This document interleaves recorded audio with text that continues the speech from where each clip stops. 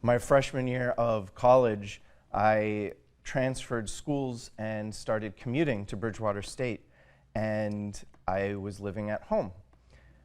I didn't want to live with my brother anymore because he was only a sophomore in high school, so I decided to use some of my savings, and my uncle and I started building a room in my basement.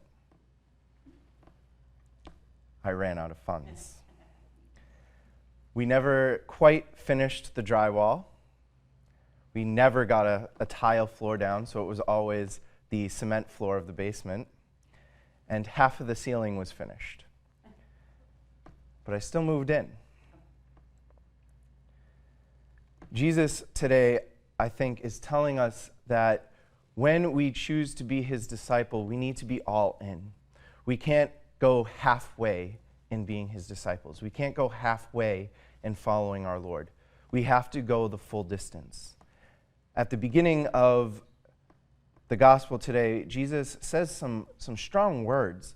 If anyone comes to me without hating his father and mother, wife and children, brothers and sisters, and even his own life, we can't be his disciples. Now, what is that about? Well, the Semitic word that Jesus would have used doesn't mean hate as we know it today in 2018. It means to love less. Meaning, as we heard in Sunday's gospel, we're called to love the Lord first and foremost. The Lord is to be the first thing in our life, to love him with our whole heart, soul, mind, and strength, so that we can love our neighbor as we love ourselves.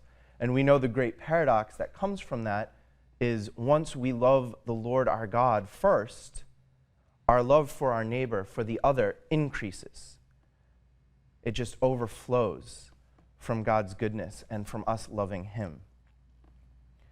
Today, in a world that is marked by a growing secularism, a growing trend away from faith, away from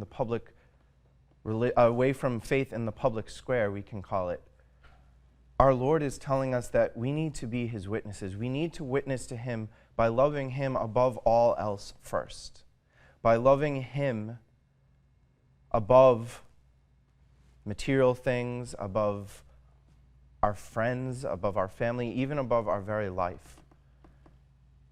And to go the full distance, to follow him unreservedly, to put that full trust in him that once we choose to follow him, he won't leave us orphans. He'll give us the graces we need to follow him. As Catholics, we know that comes from the altar.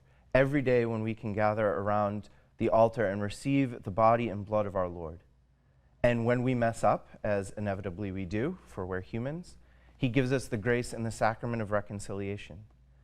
Our Lord is not going to leave us orphans. He's not going to leave us helpless once we choose to follow him.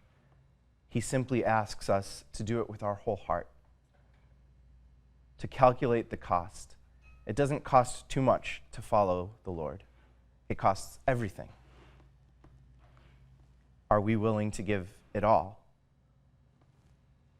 The reward after we finish our earthly journey is much better than the cost. So today, as we approach the sacred altar, let us ask the Lord to increase in us the desire to follow him unreservedly, to love him with our whole heart, soul, mind, and strength, and then our love for our neighbor will grow. And maybe we can start to build God's kingdom together on earth so that when we are around his heavenly table, we can sing his praises for all eternity.